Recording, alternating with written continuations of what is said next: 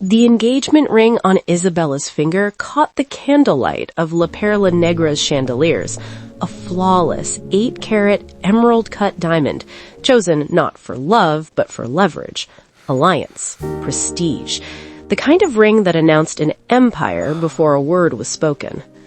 Arturo Delgado walked beside her through the restaurant's gilded entrance, his hand resting at the small of her back the way a chess player rests a hand near his queen, possessively, strategically, without warmth.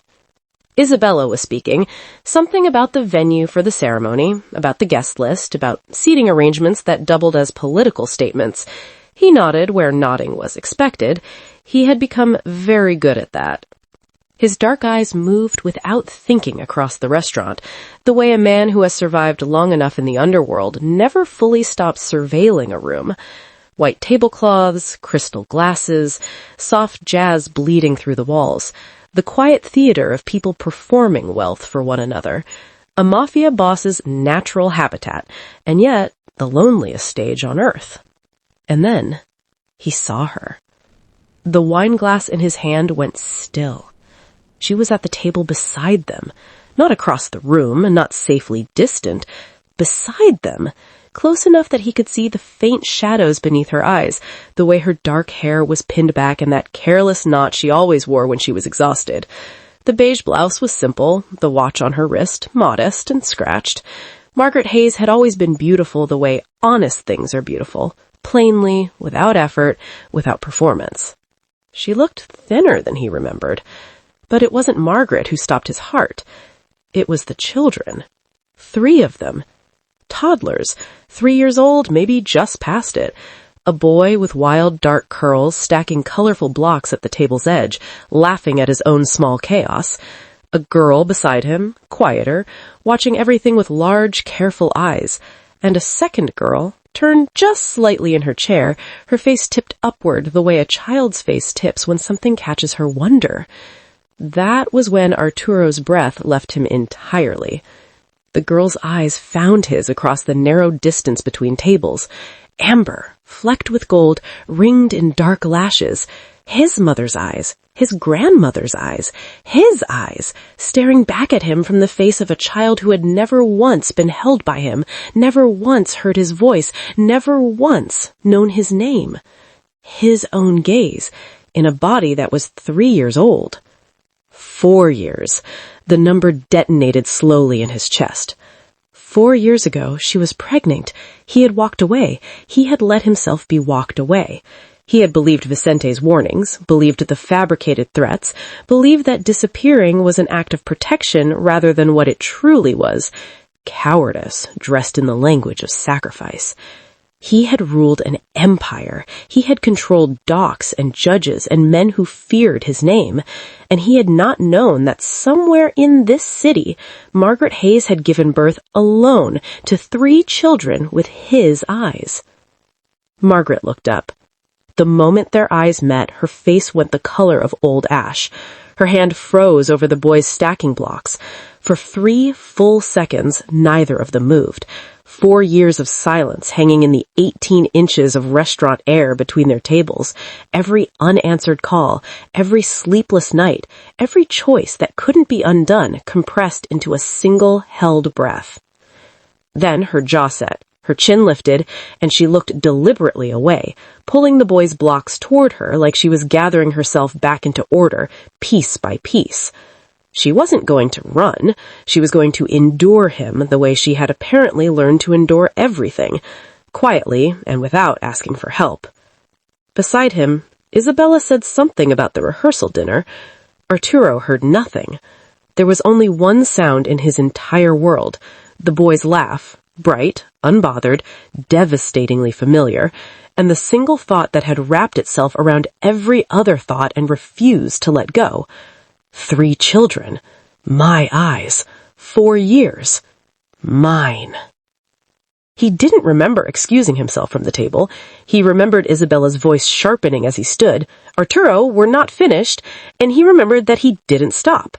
He crossed the restaurant floor, through the kitchen corridor, and out into the cold of the service alley, where he pressed both hands flat against the brick wall and stood there breathing like a man who had just survived something.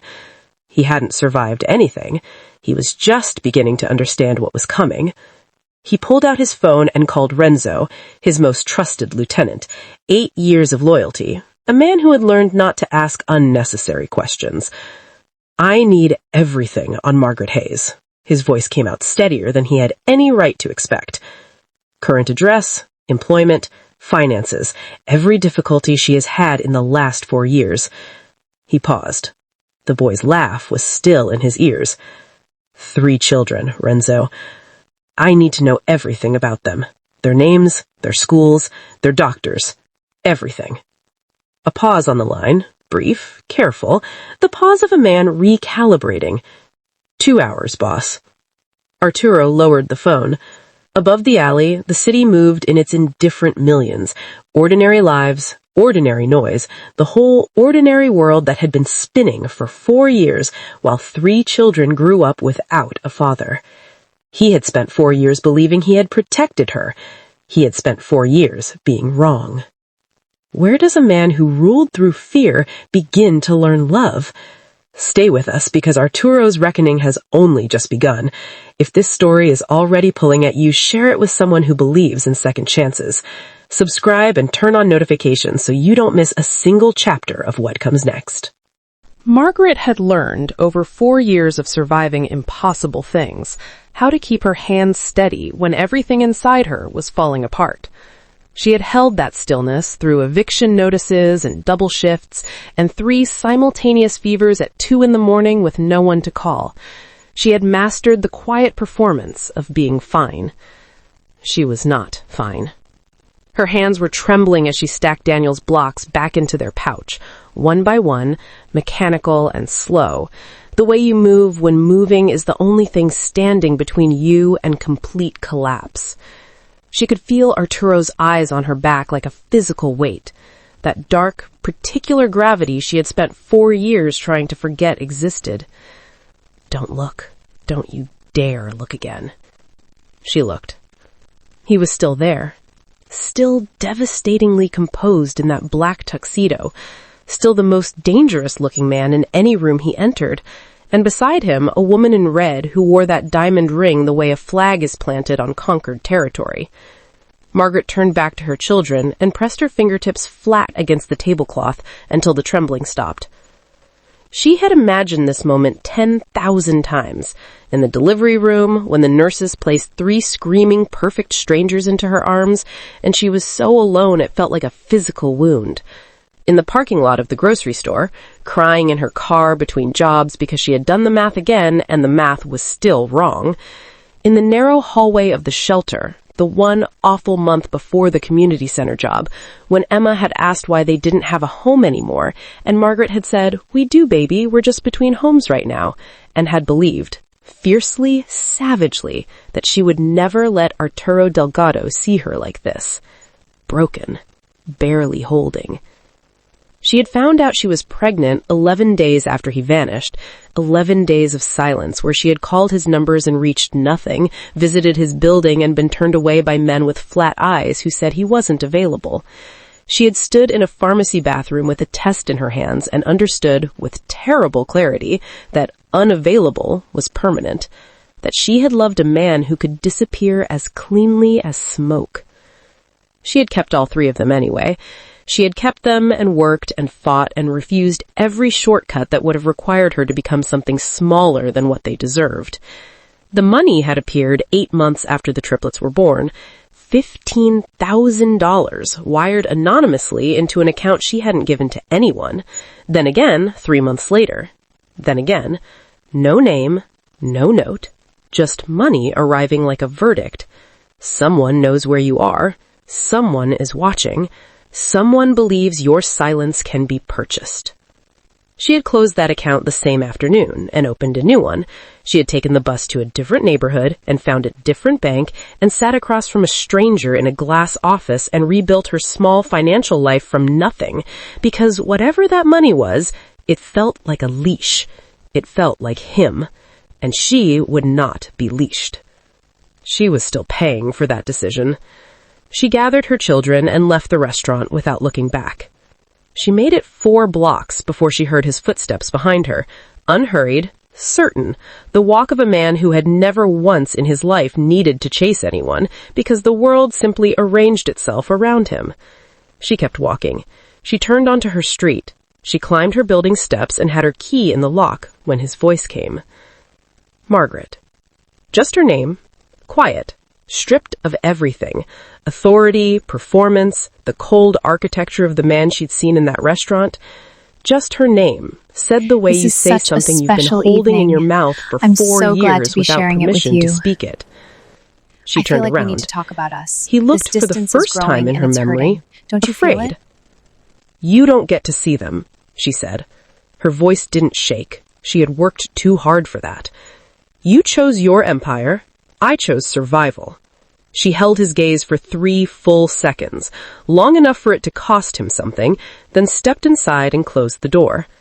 In the silence of the hallway, her back against the wood, she finally let herself shake, and began to wonder, for the first time, who had really sent that money and why. Renzo delivered the file at midnight. Arturo sat alone at the long mahogany table in his study. No bodyguards, no associates, no Isabella, who had spent the car ride home performing a silence so sharp it could cut, and opened the folder with the careful hands of a man who already suspected the contents would destroy him. He was right. Daniel Mateo Hayes, Emma Lucia Hayes, Sophia Renata Hayes, 3 years and 4 months old. Born 6 weeks premature, all 3, in a county hospital where Margaret had listed the father's name as unknown. Not unknown, withheld. There was a difference, and it told him everything about the kind of dignity she had preserved for herself when he had left her with nothing else to preserve.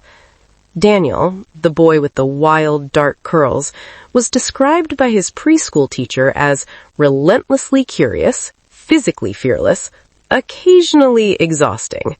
He had already broken 1 wrist climbing a fence he had been told 3 times not to climb. He had his father's stubbornness in a body that hadn't yet learned consequences. Emma, the quiet one, collected things. Smooth stones, interesting leaves, words she heard adults use that she didn't understand yet. Her teacher wrote that she watched people the way most children watched television, with total absorption and very little blinking. She had, apparently, informed another child's mother that her shoes were the wrong color for her personality. She was 3. Sophia had once convinced an entire playground of older children to follow her lead on a game she invented on the spot, with rules she changed whenever it suited her. Natural leader, her file noted, completely unafraid of anything. 3 children. His children. Whole and specific and already entirely themselves, built entirely without him. Arturo closed the folder and pressed both hands over his face and sat that way for a long time. The eviction notices came next, 3 of them across 2 years, each one a document of Margaret's war against mathematics, the rent always slightly more than the income always slightly less than survival required. The CPS investigation reports were worse. Anonymous tips, both of them, citing unstable housing and inadequate supervision. Margaret had been cleared both times. The caseworker's notes described a mother of exceptional dedication, operating under exceptional strain. Someone had made those calls deliberately. Someone who knew exactly how to wound her using the system as a weapon. Then, the financial records. Arturo went very still. The wire transfers. 15,000, then 12, then 18, each one traced with Renzo's particular thoroughness back through 3 shell accounts to a single origin point. Vicente Delgado. His uncle. His counsel. The man who had sat across from him 4 years ago and laid out, with maps and names and fabricated surveillance photographs, all the reasons that Margaret Hayes would be murdered within 60 days if Arturo didn't cut her loose completely. The man Arturo had believed absolutely, because he was family, because he was experienced, because it was easier to believe a lie that gave you permission than a truth that demanded sacrifice. Each transfer carried an attached condition, documented in writing with Vicente's characteristic precision. Continued receipt contingent upon no contact with Arturo Delgado. Any breach will result in immediate cessation and consequence. He had paid her to stay away. He had used her poverty as a fence. Arturo stood up from the table, walked to the window, and stood looking at the city for a very long time without seeing any of it. He found them at Riverside Park on a Tuesday morning, the way a man finds something he has arranged to find while telling himself it is coincidence. He sat on a bench with a newspaper he didn't read and watched his children exist in the world. Daniel scaling a climbing frame with reckless commitment, Sophia organizing younger children into a game with the authority of a small general, and Emma crouched near a puddle, studying something at the water's edge with absolute scientific focus. He didn't approach them. He told himself he wouldn't. Then Daniel looked up, saw him, and came over with the directness of a child who has not yet learned that some strangers are not safe to approach. He stopped 2 feet, looked up with those amber eyes, studied Arturo the way Emma studied puddles, thorough, unhurried, unafraid. Daniel said, carefully, "Are you the man who made Mommy cry?" The newspaper crumpled in Arturo's hands. He had ordered men to their knees. He had walked through rooms that fell silent at his entrance. He had never once in his adult life not known what to say. He said nothing, because there was no answer to that question that wasn't yes. She came across the park like weather. Arturo saw her before she saw him, that particular moment of grace before the storm. Margaret moving fast through the Tuesday morning crowd with her jaw already set and her eyes already scanning, the way a mother moves when her instincts have fired and her children are somewhere they shouldn't be. She had Daniel's forgotten jacket slung over one arm. She had probably come to drop it off at the park where she always brought them on Tuesdays, and instead she had found this. She found him. She stopped 6 feet away, close enough that he could see the exact moment the fear in her eyes converted, cleanly and completely, into fury. "Step away from my children," she said. Quiet. Absolute. Daniel looked between them with the alert, fascinated expression of a child watching something he doesn't have words for yet. Sophia had already migrated back to her game, indifferent to adult weather. Emma had not moved from her puddle, but she had turned her head, and her large, careful eyes were recording everything. Arturo stood. He didn't step away. He said, "I wasn't going to hurt them, Margaret." "I know that," she said. "Step away anyway." He did. He moved 3 paces to the left, and she moved immediately into the space he had vacated, her body positioning itself between him and her children with a naturalness that made something in his chest collapse completely, because she had been doing that for 4 years, he understood, positioning herself between her children and everything dangerous, everything uncertain, everything that might take something else from them. "I thought I was protecting you," he said. The laugh that came out of her was not a laugh. It was something that had been compressed for 4 years under enormous pressure and had finally found the single crack it needed. "Protecting me?" She turned to face him fully now, and her voice dropped to the register that is more devastating than shouting. Low, controlled, precise. "You were protecting yourself. Do you understand the difference? Because I have spent 4 years understanding it very clearly." She took 1 step toward him. "Do you know what it's like to give birth alone, Arturo? To lie in a hospital bed with 3 premature babies in 3 separate incubators and no one, not one person, to sit beside you? Do you know what it's like to hold all 3 of them for the first time and look down at their faces and see you looking back and understand that you were never coming?" He didn't answer. There was no answering that. Do you know what it's like to do the math at 2 in the morning and realize the math doesn't work?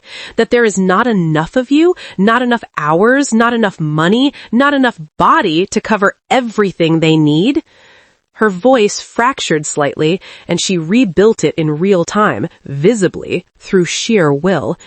Your protection was cowardice. You dressed it up and you called it something noble, and you walked away and left me to become someone I didn't know I could be, and you don't get to stand here and take credit for my survival. The first crack. Not visible to anyone watching, but Arturo felt it, something structural, deep inside the architecture of the man he had constructed over decades, giving way.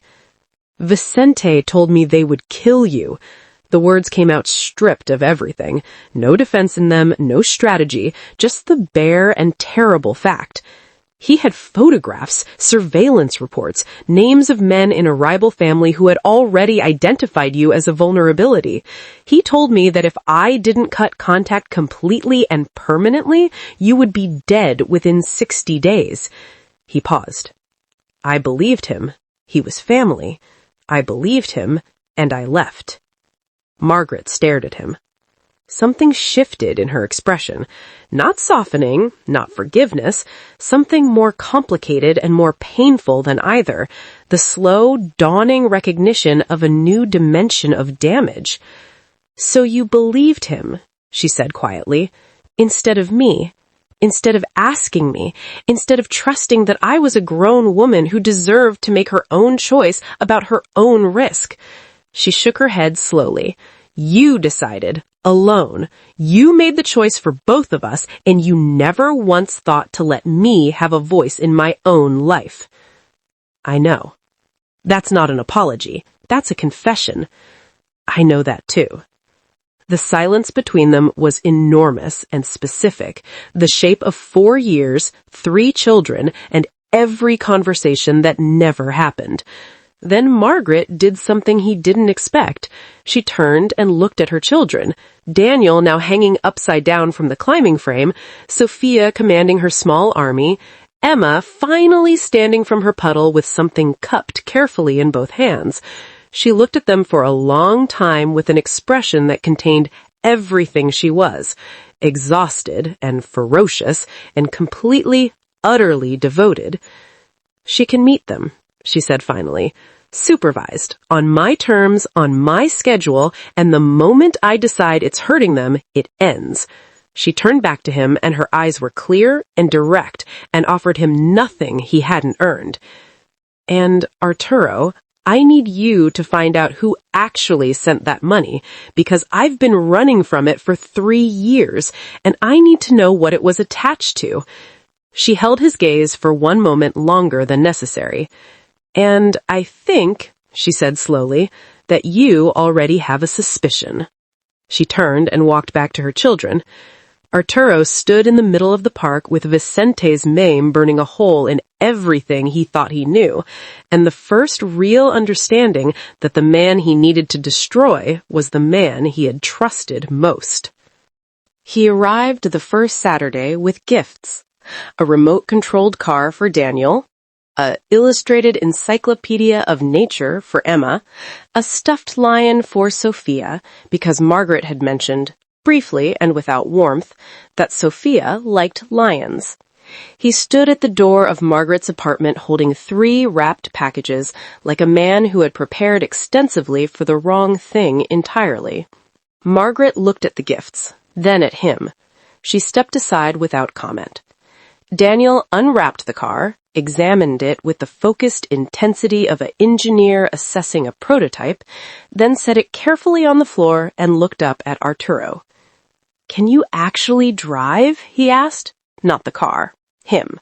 Arturo Delgado, who controlled 17 city blocks and had never once in his life been asked a question that made him feel so completely unqualified. "Yes," Arturo said. "Mommy says fast driving is how people show off because they're scared inside." Arturo had no response to that either. Emma accepted the encyclopedia with both hands and immediate, serious attention. She sat with it in the corner and did not speak to him for the next 2 hours, though he caught her watching him twice over the top of its pages with those recording eyes, cataloging, filing, withholding judgment until the data was sufficient. Sophia threw herself at him before he'd even set down her gift, small arms around his neck, face pressed against his jaw, entirely without reservation or strategy, the way only the very young and the very brave love, immediately, completely, at full cost. Arturo went rigid with shock, then, slowly, brought one hand up to her back. Something in him cracked open and let the light in. It was not comfortable, any of it. He didn't know how to sit on a floor. He didn't know the rules of the games they invented, which changed without notice and apparently without logic.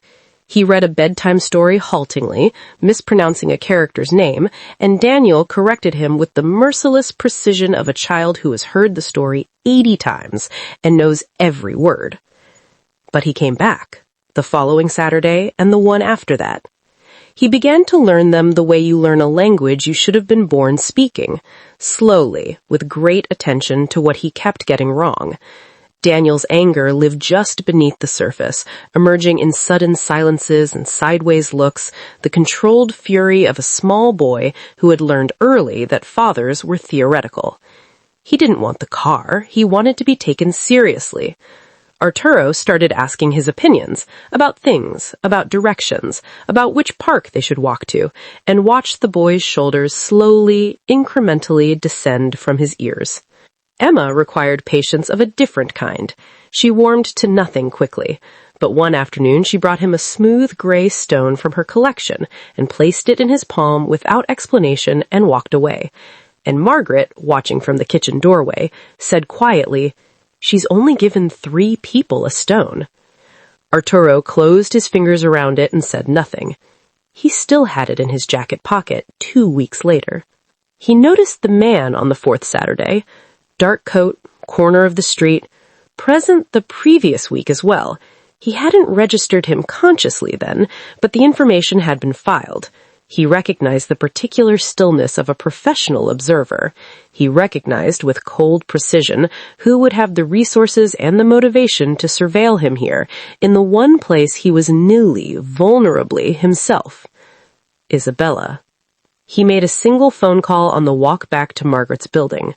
Calm, quiet, the call of a man communicating something final in the language of extreme understatement. The man in the dark coat was gone within the hour. It would not be the last of Isabella's moves, but it was the last one that would get this close. He said nothing to Margaret. He was still learning which battles to fight in front of her. The nightmare happened on a Wednesday. Not a scheduled visit, but Margaret had a crisis shift at the community center and no backup, and he had answered the phone before he had fully thought it through. He arrived to find Sophia sitting upright in her bed at midnight, shaking in that silent, particular way that is worse than crying, her eyes open and unseeing and lost somewhere he couldn't follow. He sat on the edge of her bed. He picked her up. She was so small. He did the only thing that came to him from somewhere older than thought, a melody his mother had hummed in a Sicilian kitchen 30 years ago, shapeless and soft and made entirely of safety.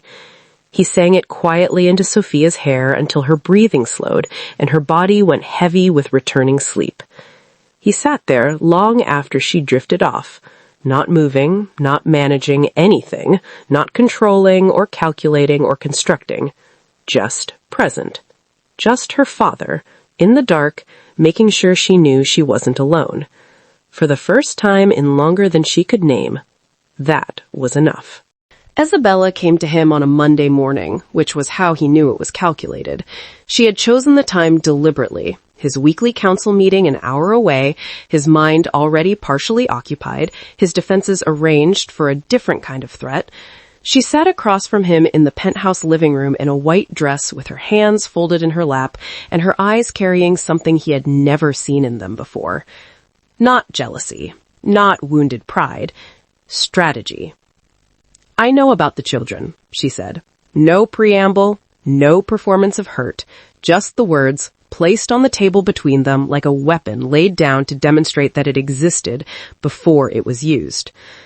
I know about Margaret Hayes, the community center, the apartment on Delancey Street. I know their names. She paused, letting that land fully. Dante Russo's people have been watching you for 3 weeks, Arturo. They don't know yet, but information has a way of traveling when the right people are motivated to move it. The room was very quiet. "What do you want?" he said. "I want you to end it. All of it. Whatever this is, the visits, the involvement, the performance of being something you are not, end it. Walk away the way you walked away before, and this stays contained." She tilted her head slightly. "Or don't, and we'll see how quickly Dante Russo decides that 3 children are more useful to him as leverage than as strangers." He looked at her for a long moment. This woman he had agreed to marry for the architecture of alliance, who had just revealed that beneath the socialite performance lives something genuinely cold and genuinely dangerous. "Get out of my home," he said. She left without hurrying. She didn't need to hurry. She had planted the thing, and the thing was already growing. The CPS call came 2 days later. A concerned neighbor, the caseworker said carefully, had reported that Margaret Hayes' children had been seen in the company of known criminal associates. The investigation would be routine, a home visit within the week. Margaret called him from the community center bathroom, her voice stripped to its structural minimum. Not panicked, because she had survived too much to panic, but tight in a way that told him exactly how much this was costing her to hold together. "This is your world touching mine," she said. "This is exactly what I was afraid of." He didn't insult her by denying it. That same evening, Vicente arrived unannounced at the penthouse, still the only man besides Renzo who had that access, a privilege Arturo had not yet revoked because part of him had still, stupidly, been waiting for an explanation that would make sense of everything. Vicente moved through the room with the ease of a man entirely comfortable in his authority, poured himself a drink from Arturo's cabinet, and sat down. "You're choosing weakness over legacy," Vicente said, not cruelly, almost gently, the way a doctor delivers a diagnosis he has delivered before. "I've watched you soften week by week. I've watched you sit on playground floors and read children's stories and make yourself small for a woman who was never meant to be part of your world. This is not who you are." "Tell me who I am," Arturo said quietly. "You are what I built." Vicente met his eyes without flinching. "Don't make me regret the investment." After he left, Arturo sat alone for a very long time. Then he picked up his phone and called a private investigator, not one of his own people, not anyone connected to his organization, a civilian with a reputation for finding things that had been professionally buried. He gave him Vicente's name. He gave him a date 4 years ago. He said, "I need to know if the threat was real." He had the answer in 72 hours. The report was 14 pages. Arturo read it standing at his kitchen counter at 6 a.m. and did not move for the duration. The men in the surveillance photographs Vicente had shown him 4 years ago, the rival family operatives, the identified threat, the names on the hit list, were actors. 2 of them were traceable to a theatrical agency on the west side. The forged documents bore watermarks from a printing operation that Renzo's subsequent verification connected directly to a shell company Vicente had incorporated 18 months before the confrontation. 18 months. He had been planning it for 18 months before he sat across from Arturo and dismantled his life with manufactured evidence and a concerned uncle's voice. Margaret had given birth alone on a hospital table because Vicente Delgado needed a controllable asset. The 3 triplets had grown their first years without a father because Vicente had decided that love was a liability. Everything, the abandonment, the guilt, the 4 years of believing he had made a noble sacrifice, had been a lie authored by the man he trusted most for the most ordinary and devastating of reasons. Power. Control. Investment protection. Arturo set the report down on the counter. He walked to the window. Below, the city moved in its indifferent millions, and he stood above it as he always had, But for the first time in his life, the height felt like nothing, like the most hollow kind of nothing imaginable. He had an empire. He had lost everything that mattered to build it.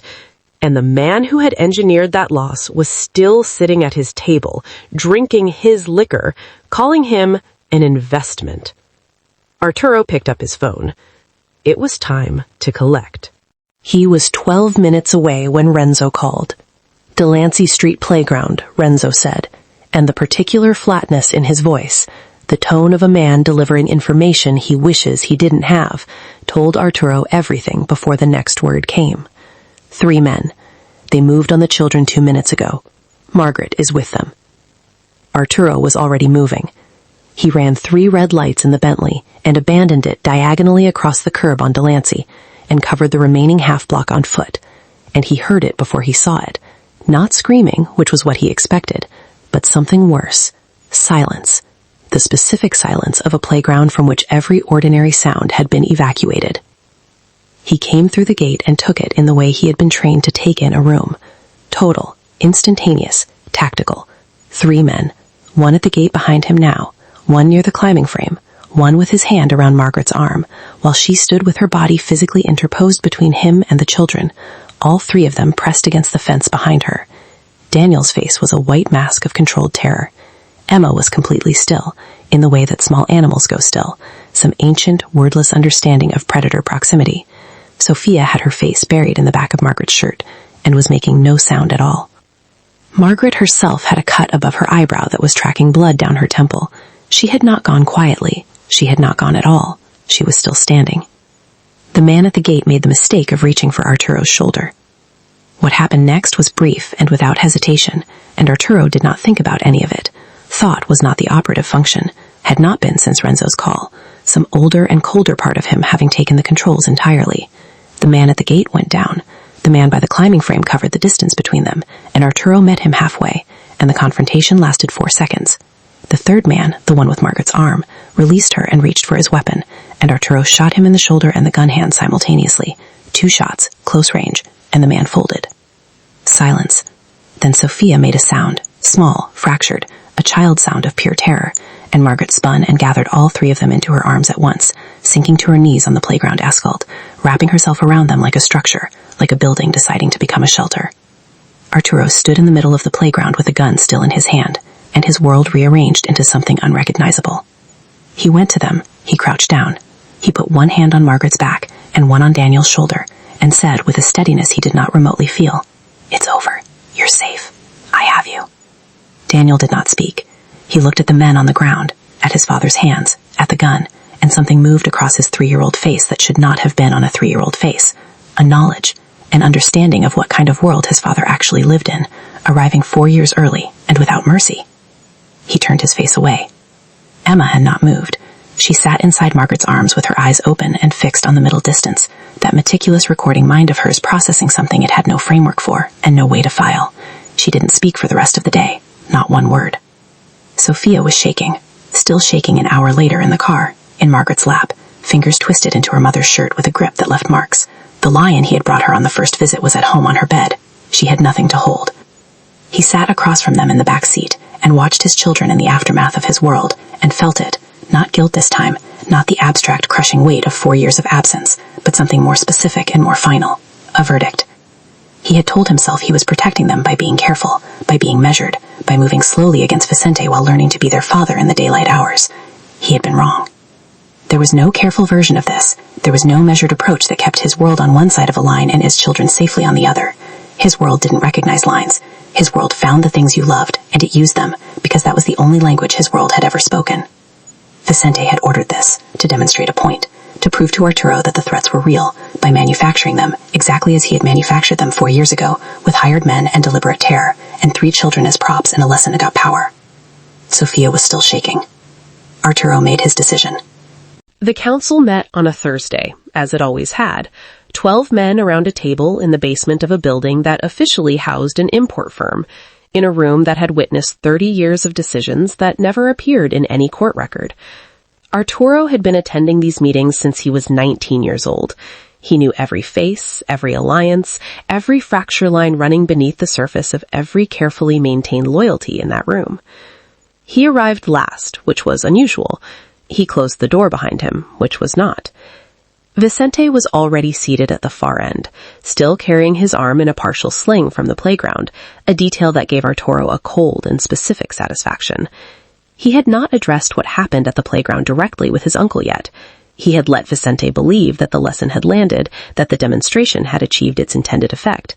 He had spent 4 days letting Vicente believe that. Those 4 days had not been idle. "We have a problem that requires resolution," Vicente said, opening without ceremony, which meant he had already calculated that ceremony was a liability today. He looked at Arturo with the expression of a man who believes he is still in control of a situation that has already escaped him entirely. The Hayes woman and her children have become a critical exposure point. The federal attention alone. "Say their names," Arturo said. Vicente paused. "Excuse me?" "My children's names. Say them." The room shifted, that particular atmospheric change that moves through a group of dangerous men when the temperature drops without warning. Vicente studied him for a moment with those flat, appraising eyes, recalibrating. "This is precisely the problem," Vicente said, turning to address the council now, performing reasonableness for an audience. "Sentimentality has compromised his judgment. The woman and the children need to be relocated, managed. The eldest boy has seen things that... His name is Daniel." Arturo's voice was very quiet. "He is 3 years old. He likes to climb things he's been told not to climb, and last Thursday he watched armed men his grandfather hired put their hands on his mother, and he hasn't spoken more than 6 words since." He looked around the table. 12 faces. 12 men who had built their lives on the same foundations he had. Fear and loyalty, and the willingness to make problems disappear. "My uncle ordered the kidnapping of my children to demonstrate to me that I needed him, to remind me that threats were real." He paused. "He has been manufacturing them for 4 years. The silence in the room was total. Arturo reached into his jacket and placed a folder on the table. 14 pages. Actors' names, shell companies, forged documents, wire transfers. Vicente's architecture of control, laid out with the clean thoroughness of a private investigator who had been paid very well to find things buried very deep. 4 years ago, he fabricated evidence of a threat against Margaret Hayes to convince me to abandon her. She was pregnant with my children. He knew that. He kept his eyes on Vicente as he spoke, watching the older man's face move through his calculations, still looking for the angle, still searching for the lever, still, even now, believing there was a move available. He has spent 4 years paying her to stay silent and stay away. He has spent 4 years keeping me isolated and controllable, and building an empire on the foundation of a lie he told me in this room. He stood up. "This empire isn't protection," he said to the 12 men who had helped him build it. "It's poison. I watched my daughter shake for 4 hours after your demonstration, Vicente. I watched my son look at my hands and turn his face away. I watched my daughter Emma, who notices everything, who misses nothing, go somewhere inside herself that she hasn't come back from yet." His voice remained level. It cost him everything to keep it level. "I'm done." Vicente stood. "You are making an emotional..." Arturo shot him in the shoulder. Not the chest, not the head. The shoulder, precise, deliberate, a punctuation mark rather than a period. Vicente went back into his chair with a sound that was less a cry than an exhalation of pure shock. The shock of a man who has controlled every room he has entered for 30 years, suddenly understanding that he has lost this one. "That," Arturo said, "is for Sofia." He buttoned his jacket. He looked at the 11 remaining men around the table, some afraid, some calculating, one almost imperceptibly nodding, the nod of a man who has been waiting a long time for something to break in a particular direction. He walked to the door and opened it. The federal agents were waiting in the corridor, exactly where he had arranged them to be. 12 hours of conversation with a prosecutor who had been building a case against the Delgado organization for 6 years and had never expected to receive a phone call like the one Arturo had made on Monday morning. They moved past him into the room with the controlled efficiency of people who had prepared extensively for exactly this moment. Arturo stood in the doorway and watched them secure Vicente, who was bleeding through his shirt and still, even handcuffed, looking for the angle. There was no angle. Arturo had closed them all. He had spent 4 days doing nothing else. What followed was the systematic dismantling of everything he had built. The accounts, the properties, the operations. The federal case was comprehensive because his testimony was comprehensive, offered without negotiation on the details, only on the terms of his own sentencing. Immunity, partial, relocation, a new identity. Time, some of it unavoidably, to be served. The honest cost of 30 years of choices that predated Margaret and the children, but belonged to him nonetheless. He met with his lawyer on a Friday and signed documents that reduced his net worth to the contents of 3 offshore accounts established before his criminal career, funds his lawyer confirmed were clean and documentable and his to keep. It was not nothing. It was not what it had been. It was enough. Isabella was arrested on the Wednesday of the following week.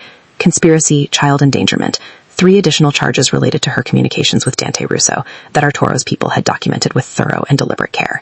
She made her one phone call, and he was not the person she called, which confirmed everything he had always known about what they had been to each other. He went to Margaret that evening. He sat across from her at her kitchen table, the same table where the children did their drawings, still covered in Sophia's crayon work, and he told her everything. All of it. The council meeting, Vicente, the federal agents, the accounts, what was coming, what would cost, what would be left. She listened without interrupting. When he finished, she was quiet for a long time. How long? She asked. 14 months if the testimony holds, less with good behavior. He met her eyes. I know what I'm asking. I know I don't have the right to ask it. I'm asking anyway. Not for me, but because Daniel called me dad last week, and I am not able to walk away from that. I am not capable of it. Margaret looked down at Sophia's crayon drawing on the table.